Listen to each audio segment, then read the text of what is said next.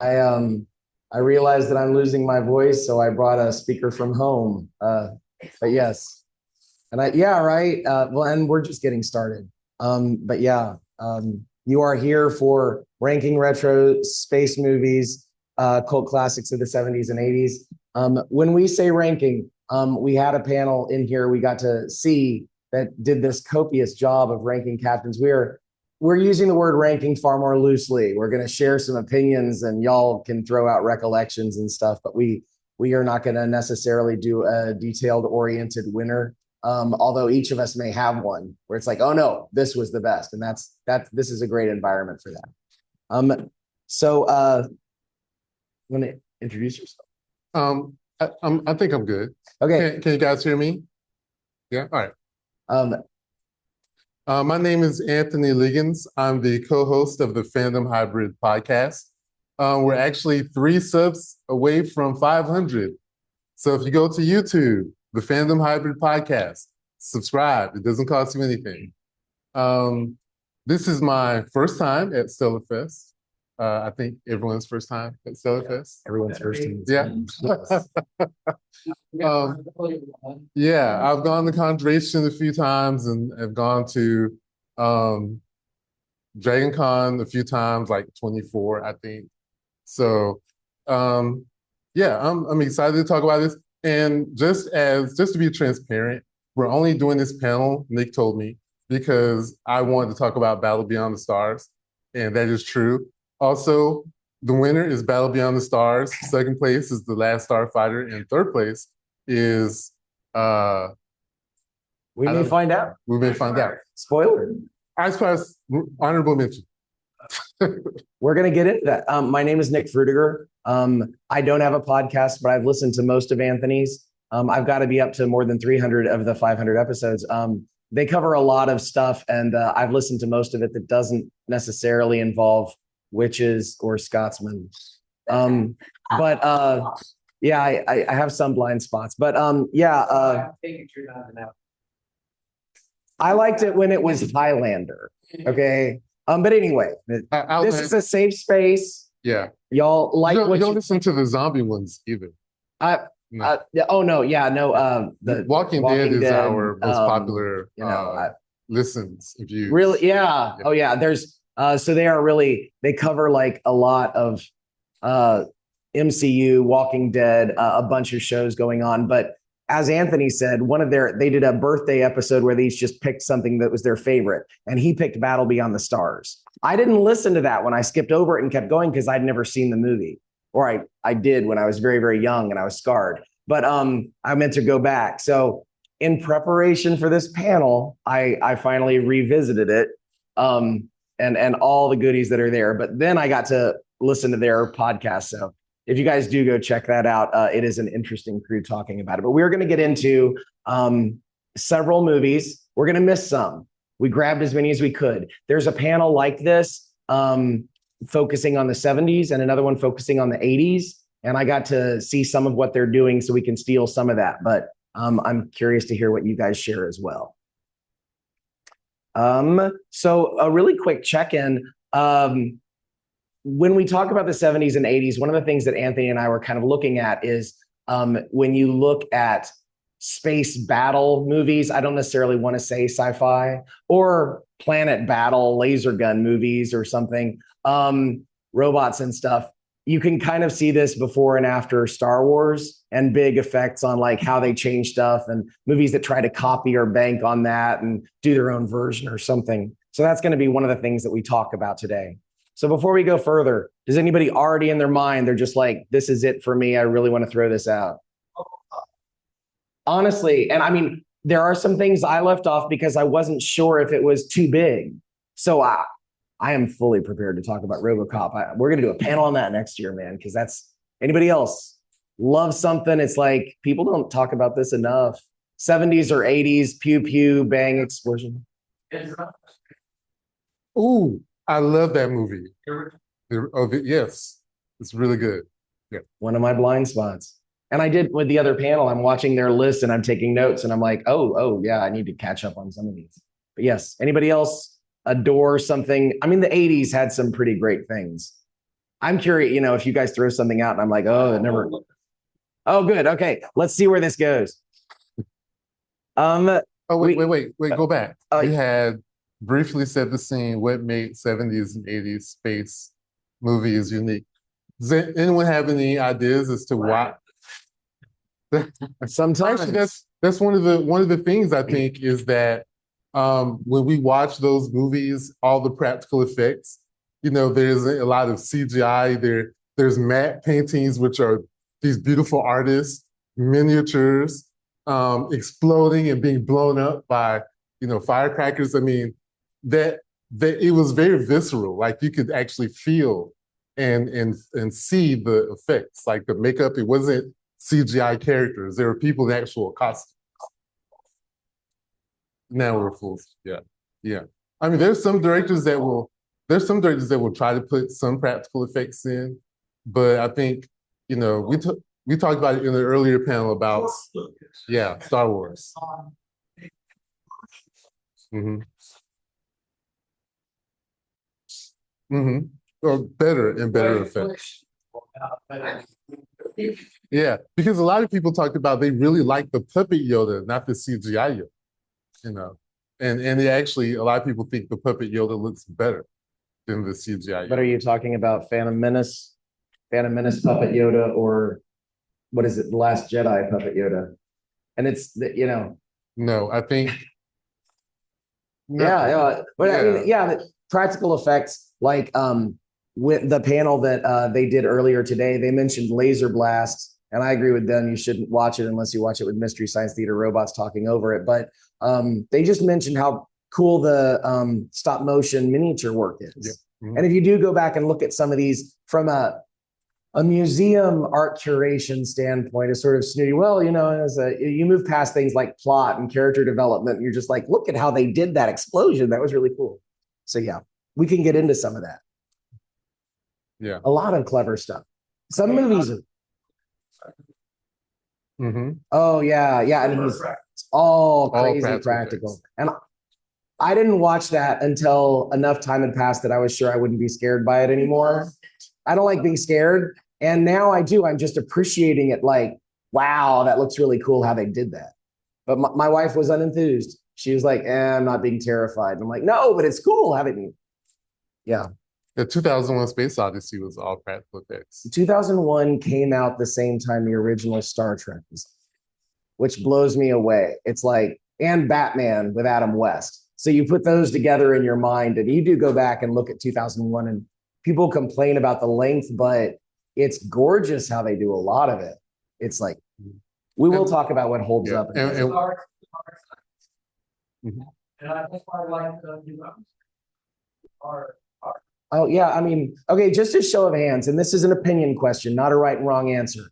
How many of you feel like in your heart you prefer explosions in space to make noise? I'm not judging. It's I've discovered I'm pretty sure I do. Boom. Okay. How many of you are like, oh, it didn't make any sound? That's awesome and cool and creepy or mysterious? Several. All right. We're kind of. in the But yeah.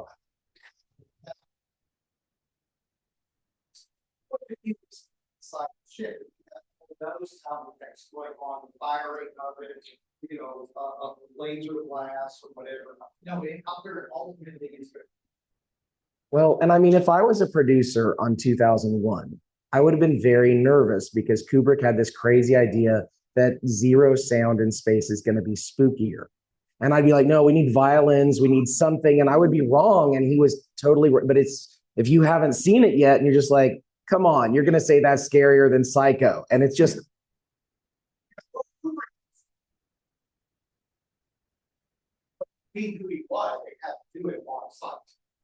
I want to talk more about that after the panel. Y'all would like to talk about Kubrick and the I like where your head is thoughts. at. I do. Okay, so some of the elements we're going to look at are story and characters, and you just jump in anytime you want, man. Okay. Did it have a compelling plot, or was it just space nonsense, which isn't necessarily a bad thing? Special effects and production design, was it cutting edge or hilariously bad? Do the sets move when you bump into them? cultural impact and legacy of it. Maybe it was questionable, but did it influence a ton of stuff later on? Tron had nobody seemed to say that they adored the movie when it came out, but we couldn't get enough of the visuals. Like people just, it was a phenomenon. Did it influence later sci-fi? And we're going to talk about some Star Wars ripoffs. The cheese factor. This is all Anthony talking. It's so bad it's good, or is it actually good, or is it actually just it's really bad? And unforgettable moments, scenes, quotes, WTF moments. Those are some of the things we'll look at. So we're gonna go straight to top 5. You want to name some? You want to go back and forth, or you want me to do one and you do one? Name one. Yeah, you'll go back and forth. Go ahead. Okay, top 5. My number, well, in no particular order, Battle Beyond the Stars is probably, I have notes here. It is 7 samurai in space, and it's very quirky. It has quirky aliens, and it has a ship that has boobs. As a kid, it's just, it was just really good. And who did, show of hands, how many has seen Battle Beyond the Stars? Okay. It has John Boy is the main character from the Waltons. Yes. Is it Sylvia Crystal or Channing? Channing. It's yeah. There's the ship. Yeah. and she's amazing. And Hanako pointed out that it's attached to ovaries as well. Like when you see it head on, it's a lot of messaging. Yes, we talk about influencing later. Yeah, it did. Yeah. Valkyrie, the fact that she was basically laying missionary style in her ship the entire, whenever she flew it, and her costumes were amazing. And I swear she changed costumes every time she was on scene, which had to be in her contract. But I really love the story. I mean, it had a really down-to-earth story. This guy wanted to save his people, and he had to get a bunch of people to help save them. And the one standout is that Robert Vaughn, who signed up to do the movie as one of the 7 samurai, he was in The Magnificent Seven. And Roger Corman said, you know what, just whatever your dialogue, whatever you had, just do that, because it's basically the same movie. So he plays basically the same character, saying the same lines from Magnificent Seven, and it was wonderful. I love this movie. This movie's great. Hanako did point out that George Peppard's ship, he was the cowboy, had a Confederate flag on it, but we pretend not to see that stuff. Anybody else seen it and have fond memories? It is a remake of The Magnificent Seven. And I mean, I saw that once and I was like, oh, they're doing, it's a 7 samurai. Yeah. And I think Nick's problem is everybody dies, right? Okay. Spoiler. So one of the things that we're going to talk about later on when we get into Kelvin Trek and some other things is how hard it is to argue with success. And I judge everything on a curve, and I'm way too generous with almost everything. If you guys like things a little bit, I'm like, they did their best. It was great. And this was just terrible to me. I don't know. I had a horrible time getting through it. It was just, oh my gosh. So I'm not going to go through my negatives because it'll just become obnoxious. But it was I don't think. Yeah, I have no positives. But not for me, man. I don't know. I was getting biased. You get into a negative headspace. But the problem I had is that I told y'all, then I went back and listened to their podcast episode. Now, this crew, Hanako tries to keep them positive. You know what? Let's try and keep it positive. When they talked about Howard the Duck, you could tell Hanako didn't like it because she's mostly quiet. We got to a place where she's like, and that's our show for today. She kept it positive. Okay. She didn't have a lot of nice things to say. So they loved it. I was ready for that. These people tear things apart. And I'm like, no, it's not that bad. It's not that bad. Name a bad movie in the last year, and Nick thought it was not that bad. But they're just like, no, they're not saying it's a great movie, but I had fun. Oh, that was hilarious. That was great. So when the little people who are hot, the Kelvins, are acting like a campfire and they're all standing around them because they're just exuding heat, it's like, crack them up. So yes, It's a great movie. It is. It's a fun time. Anthony is right that I saw this as a child and I learned from Star Wars that good guys usually survive. And we are going to have a couple more on our list here that the 80s went through a phase where they're like, we know Star Wars, we get it. We're going to make one of those. Oh, yeah, everybody dies. You didn't want everybody to die. And my little kid heart was just like, so like you name a cool character, there's a lizard fellow down here on the left. You remember his name by any I do chance? not remember his name. Good for you. He's cool. He dies. But anyway, it's just he does some unquestionable things to what's her name? In the scene, she's tied up because he's gonna sell her. And then he's like, wait, you don't like the same guy I don't like? We're on the same side. Let's get coffee. And it's just like this moment. You can also see she's hanging from her arms when we first see this scene, but that got tiring after a second. So she's on a box at this point. They just went ahead and got her one. But yeah, they had a blast, and it was fun listening to them have a blast talking about the show. Go back here. Let me do one really quick. I'd have to say well, okay, so I don't know if it counts because like RoboCop, maybe it's too good or too mainstream. But I am a proponent of Star Trek: The Motion Picture, and it gets better every time I see it. But it's just in the age of Star Wars, people were trying to figure out what the formula was, and the guys who made that were like, "No, we're not going to do that. We're just going to do another episode of the show, but with a bigger budget and movie length." So people were like, "This is like an episode of the show, just movie length." And yeah, it was a literal episode of the show, but it's with a bigger budget. But I mean, it's what you get if you throw a bunch of money at someone to do a low budget thing. And they did. They're like, now Klingons have bumps on their heads. We're just going to go with it and not explain it. And the Trek fans, I wasn't old enough to talk about it at the time, but we're very mad when you change Klingons now. But I grew up with reruns of TOS and a lot of TNG, and I love Klingons with ridges, but yeah, it's just no. Going to see Star Trek. I remember you did it with the double feature. This book came out around the time of the Black Hole, which is like, God, such a strange movie. James Doohan said that they opened the bump right after they transported all the tributes on. Oh, you got the Black Hole up there. God, that is like, it's more sci-fi. Put a pin in it. We'll come back to that one. Yeah. Do you want to say another favorite? Well, I want to say something about Star Trek: The Motion Picture. Oh yeah. Anyone who knows me knows I'm a Trek person, right, Nick? Yeah. Yes. I'm not a huge fan of the movie. I enjoyed the movie. I like the uniforms. I kind of wish they kind of stuck with the uniforms. I know not everyone likes those uniforms, but I kind of do. My issue with the movie was it sort of turns into 2001: A Space Odyssey towards the end, and it gets a little funky. The V'ger stuff towards the end.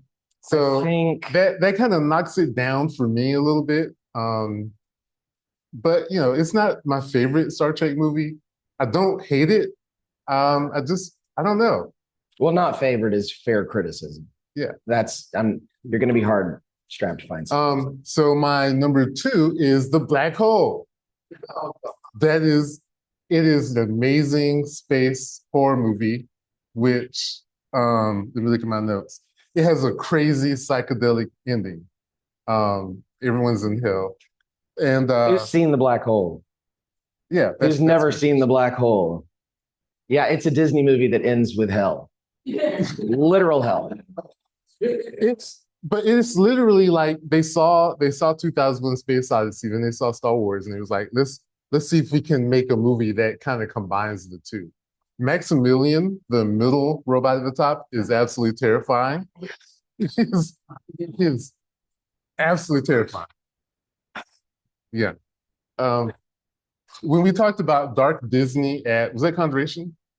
Yeah, this was one of the movies that we focused on because Disney was going through that period of time when they were doing that dark.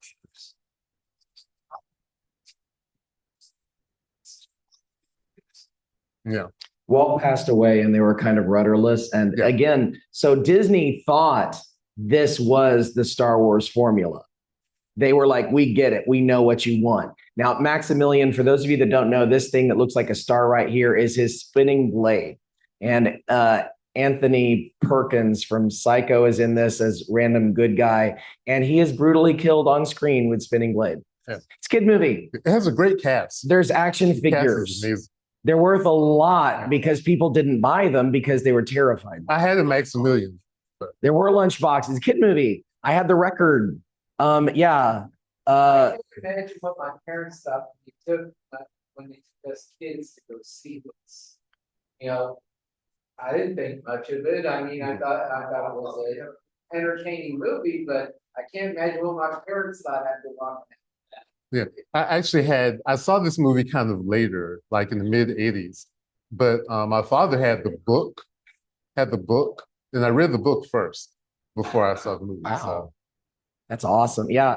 This in the 80s, it was a weird time where they didn't understand, they hadn't figured out psychology of children yet, and to try and give them different kinds of content. So they didn't judge it based on things like violence. They judged it based on things like kooky looking robots or animation.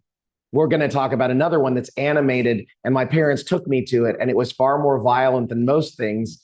But it's like this. They're like, well, clearly this is for the whole family. And like, based on what? The visuals. But yes. Bob and my, yeah. And he's, Yes, he was. Yes. It was amazing cast. Amazing cast. Vincent. Mm-hmm. And those toys are awesome. Yeah. And they're very hard to get, the originals. They're making new ones, I think. But I found a Maximilian at Toylanta a couple weekends ago that was this big. He was in the bottom of a bin wrapped in plastic. And I'm like, and I pulled it out and he was $40. And I was like, dang it. Yeah. But yes. the print, what was his, I can't remember the captain of the ship, but he had basically, they thought he had replaced the humans with robots, but no, he actually turned them into cyborgs. It's absolutely terrified. Yeah, he's like zombified all of the crew. Yeah. They're all, but it's like, what happened to your crew? And that's, they're still there. They're all plugged in. That, yes, it is a dark, scary movie. And if you are, when they did talk earlier today about some retro movies, and I don't remember which one they mentioned, but there's this thing where if you guys tell me about a movie and you're just telling me kind of what happened, and my brain says, you're making that up, there's no way they filmed that, I kind of want to see it. And in this case, when you tell me that like the bad guy and the ship go into the black hole and they kind of, Disney depicts them going to hell, and they show this and there's like a fire and lines of tortured souls. And I'm like, I have to see this. I have to. So yes. But I apologize. I don't have a video for you guys today, but the end is on YouTube. And the good guys go through the good black hole because they use the special technology and the route to go to another dimension. And that's also, in the 80s, we still kind of thought black holes were a doorway sometimes, maybe. Yes. And nobody really has done that after 2000 except for the Kelvin trick. But yeah, it's fine. My other pick would probably be next. I'll go ahead and go safe and say The Last Starfighter, because it's just... Oh, that's good, because that was my next one. Yeah. So my grandmother raised me on The Music Man, and Robert Preston is like one of the greatest things ever. And this movie it's funny because if anybody mentions it, you're going to have 5 or 6 people in the crowd who, does one of you want to say the thing the video game says every time? Greetings, Starfighter. You have been selected by the Star League to defend the frontier against Zura, the Kodan Armada. But it's just, there is a lot of really cool stuff here. And when we talk about effects, like this is very early and it sets the stage for a lot of stuff that happens later. They were debating about if this is the first CGI movie, and it has something to do with when Tron came out. And Tron came out first, but it's, I don't know, developed. Yeah, but it is the first CGI space battle. Like the space battle is all CGI. It was the first one. A lot of people say that this one was almost, the space battles anyway, was almost fully CGI. Mm-hmm. Tron has animation. Animation as well. Yeah, they did a lot of rotoscoping, I think, in that there too. was a lot of animation. And this was almost complete. They weren't even sure if they were gonna be able to do all of Mhm. that. They were sure the ones- Yeah. Yeah. But And this, But that, it- yeah. But that was fully CGI, that entire Yeah. space battle. Yeah. My wife took me to see this movie, and she hates science fiction with a passion. But when the Starfighter comes out with that gun ho of Mana, she like to fall on the floor. And that's her favorite line from this whole movie. The whole reason she watched or will watch it again is gun ho of Mana. it was written in a very fun, casual Yeah. way. And so we talked about art, style, and technology before. And if you are a newbie and you visit it or you revisit it for the first time in 30 years, the space scenes do look kind of like a video game and Yeah. not a modern video. But if you can appreciate in context, it's still pretty great. And they do a lot. Yeah. Yeah.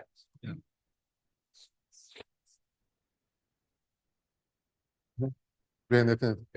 And I think today's generation would probably appreciate this movie because of the video game aspect and the wish fulfillment that you literally get selected because of your skill in the video game to save the universe. Like, who wouldn't, as a kid, who wouldn't want that? I mean, that's why I play Mass Effect, because that's what I wanted to save the universe. It's interesting. Mhm. Playing games, but they're actually training you to, attack the. To commit genocide. Orson Scott Card wrote that after Last Starfighter? What? Did Orson Scott Card write that after Last Starfighter? Okay.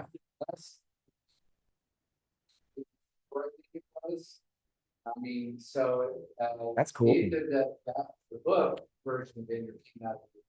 That's awesome. Hmm. And the video game in the movie, though fictional, looks great. Yeah. And that helps too. And It's someone has, of course, built it since then. But there are things in this, like when the beta unit takes Alex's place so he can go fight. And there's a scene, I've got a little picture, some of you can see it, of there's this reveal where the blanket is pulled off and he's like bubbling because he's still turning into a replacement for Alex. And if you're like 10, that was the scariest thing you'll ever see in your life. The bounty hunter that comes after Alex is played by Mark Alamo, Gul Dukat from Star Trek. And he looks like this hitchhiker for a second, and then he looks like this, which was very good for the time. And we talked about amazing one-liners. And there is we're falling into the planet's atmosphere. What do we do now? And this guy has his little monocle come on, and he says, "We die." And of course, Catherine Mary Stewart, I mean, not only did she do Last Starfighter, but she was also Night of the Comet. Yeah. I didn't see Night of the Comet until recently because I wrote it off, and they need to remake that because the plot is amazing. There's twists. Nobody told me there were twists. Sorry for giving away there are twists.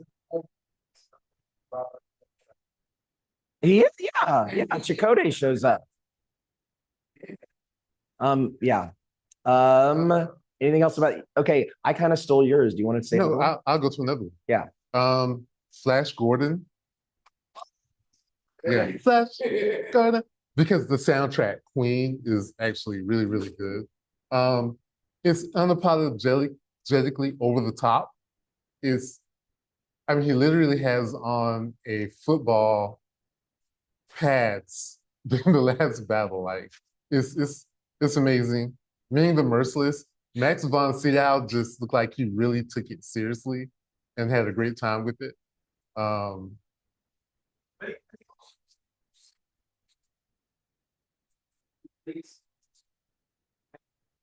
So arranged.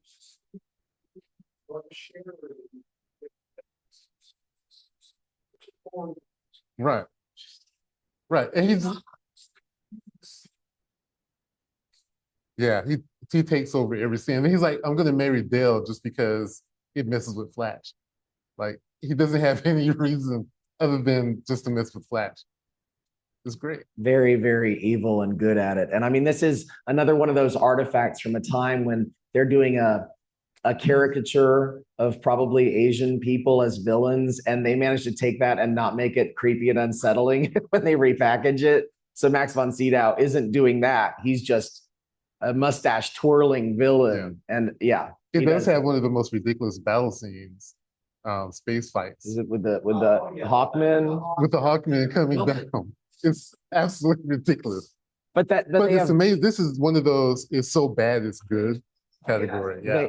That has one of those things they've used as a trope in so many movies where he's given up. Voltan is like, I'm out, it's too much, my people and stuff. And then he gets this second chance. He's like, get all your men. He's like, so it gives you that, it's Braveheart. They have these moments where we're all showing up and you turn a corner and there's like a million Hawkmen in the sky.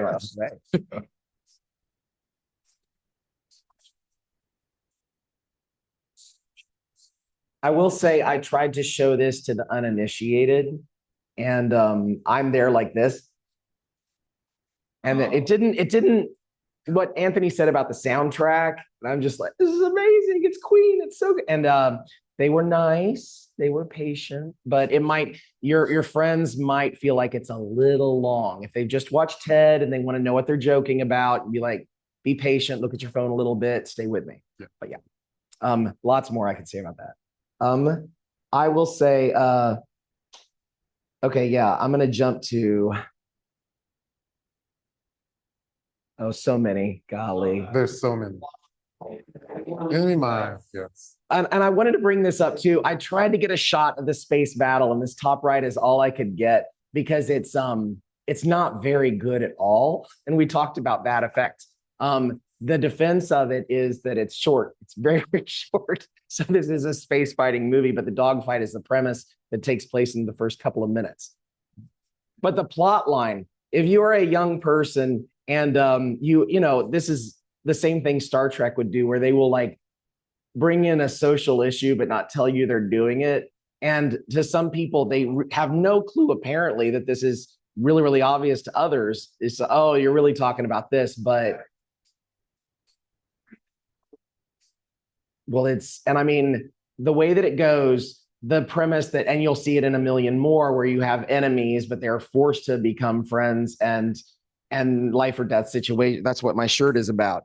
It's Darmok and Jalad at Tanagra, but it's just, you're going to throw two people together and they're going to have to form an alliance, but it goes deeper than that. And then you realize the good guys in this story have essentially turned their back on and ignored slavery that goes on because it's all of the bad guys in the war. So they don't care. They're just turning a blind eye to it. It's illegal, but So there are terrible people who are enslaving the Dracs. Exactly. And this is the kind of thing that you will hear about a lot when you're studying American history, where it's like, are we really doing that? Yeah, you know, it's not great, but we have other priorities right now. And as our hero, who hates them to begin with, grows to respect them and eventually care quite a lot, his eyes are open. So he shows back up. They think he's dead. He shows back up. He's speaking the alien language. They only mention it for a second. They don't have time to get into that story. In fact, the movie kind of runs out of time because the sequence where he comes back from the dead, sort of, and then he cleans himself up, gets dressed, and goes in a ship, takes about a minute. They didn't have a lot of time there. Like, get back to the planet quick. I did want to mention the lady who has a small part as one of his partners. Some of you may recognize her from Star Trek: The Next Generation. This is Minuet. Yeah, it's a blink and you miss it kind of thing. She has a small, great part. But this movie it's another one where I will think that the effects are all stellar when they're not in outer space. But piggybacking on what you were talking about, the social significance of this movie is kind of underappreciated because it's very subversive in that it's dealing with racial prejudice. He's obviously a coded Black character, and he did an amazing Louis Gossett Jr. Yeah, he did an amazing job, and I think a lot of us who hold this movie near and dear in our heart, we probably have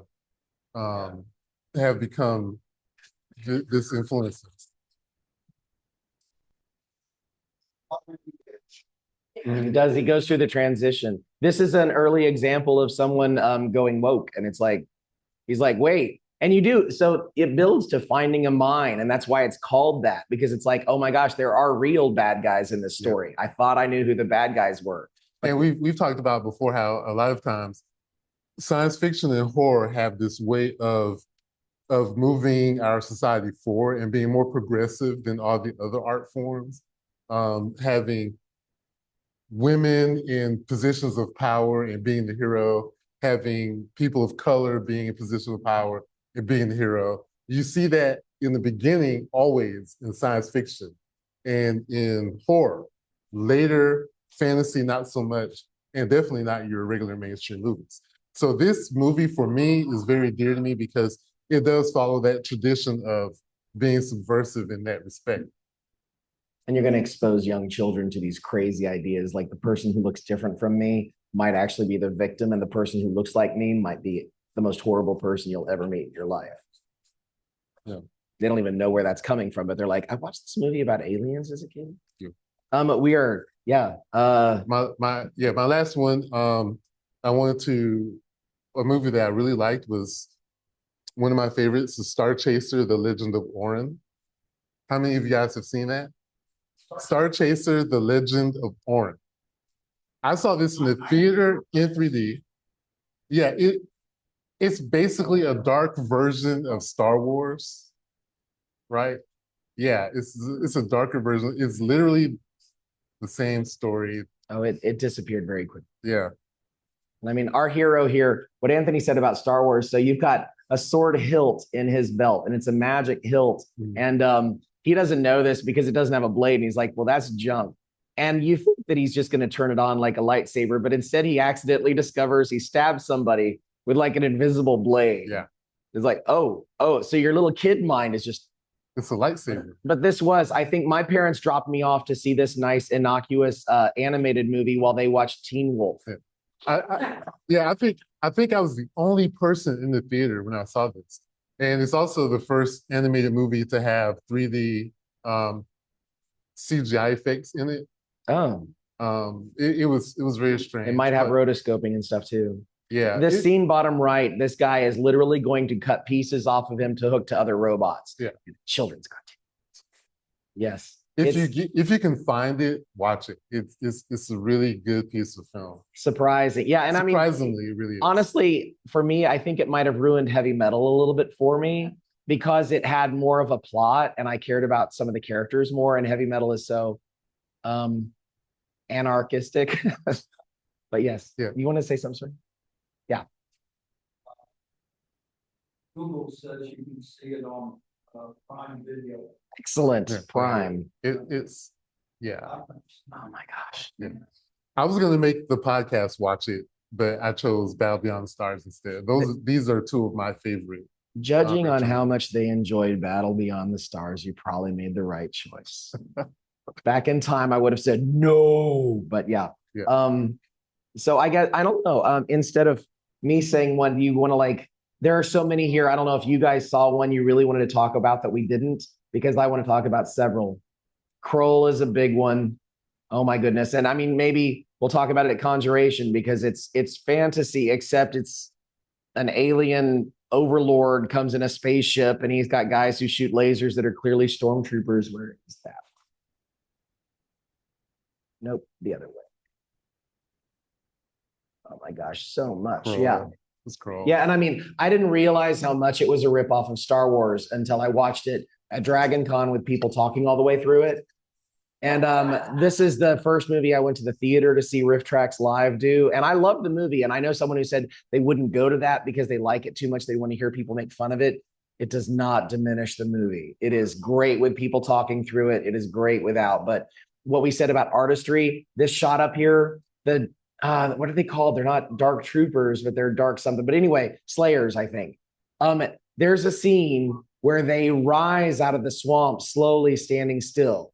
Where with adult eyes, you look at it and you're like, wait, you guys built like some kind of hydraulic thing. The water is almost still and they're just like slowly. There's a lot of stuff in here that is like that, is bizarrely creative. And it's a young guy with an old Obi-Wan teacher who gets him to the mountaintop and like with a magic weapon. Yeah, what Anthony said about giving women more liberating parts is all gone. Forget all that. That's gone. She's Beth Davids is crazy hot. The Beast he can change shape and he's terrifying. And then, I won't get into it. Oh, and that's his Liam Neeson at the bottom. A very young, and Robbie Coltrane is in this, and you don't know he's in it until he comes around the corner. You're like, I forgot Hagrid was in this. Nobody told me that. See, we always talk about Star Wars being fantasy and not really sci-fi. And I think there's a period of time like Pearl where they were blending a lot of fantasy and sci-fi together. And a lot of these movies do that, especially during the 70s and 80s. Yeah. Yeah. Yeah. And again, yeah. I'm not sure a film like Paul or any of the other films that we talked about would be made today. It's not part of an established idea. It's not a Marvel property. I'm not dissing Marvel. I'm just saying it's not a Marvel property. It's not a Star Wars. it's really far out there. They had a lot of freedom to experiment and do weird things. Yeah. Now, a lot of these films, caught them on cable TV. Because, I never went to see The Last Starfighter in the theater. I mean, we saw it on cable TV. You might find something like this on Netflix, and some of us will hear about it and some of us won't. And it's like they did this weird, I saw this weird trippy thing that was kind of fantasy and kind of sci-fi, but you're right, it's like mainstream, probably not as much. I think other things that we mentioned Ice Pirates before, and someone just wanted to yell about it, but yeah. Ice Pirates. Yeah. I rewatched this in preparation, and it was exactly what I remembered. And I mean that mostly in a good way. My wife was not as thrilled as I, but she didn't leave the room, so that's a good sign. And when they did get suddenly old and time warp, and I told Anthony, it's like there's a scene where this is Robert Urich, this is Spencer for Hire, I think, yeah. But it's like they're getting more and more ridiculously old, but there's a shot where they turn around and suddenly it's different actors. And they're like, they've cast somebody 30 years older, and that cracked up my wife because they're like running away from the bad guys. But at that point, they're like, they're gaining. But yes, this was supposed to be a serious movie, and then they decided to do it for laughs. And I'm glad, but it is also a strange artifact. Angelica Houston is in this. Oh, and what is his name? Ron Perlman, the Ron Perlman. There are some very clever bits, but yeah. Thank you very much, guys. I appreciate you coming out. Please rate us. I love the participation. Y'all were great. There's a bunch of things we didn't get to, but you can kind of see where we were going with this. Anthony and I are going to be talking about Kelvin Trek and how we should all feel about that. Huh? That is David Hasselhoff. Yes. Remember how he would say he's very big in Europe? He's very big in Germany. Also has a really terrible space balance. Yes, and Christopher Plummer is the Emperor of the Universe, not the galaxy, the universe. And I don't want to give away this twist, but at the end, they're in kind of a dire situation. So he uses his Emperor of the Universe power to freeze time. It doesn't solve the problems, but it helps them a little bit. He's like, freeze time. And that whole sequence is terrible. Oh, yeah. Oh, no, the thing is, it's absolutely terrible. It is ghastly. It's terrible. I think I didn't. Well, but the people live at the end. Yeah, but it's worth the watch if you can find it. It is. Yeah. Ron Perlman, Robert Preston. Oh yeah.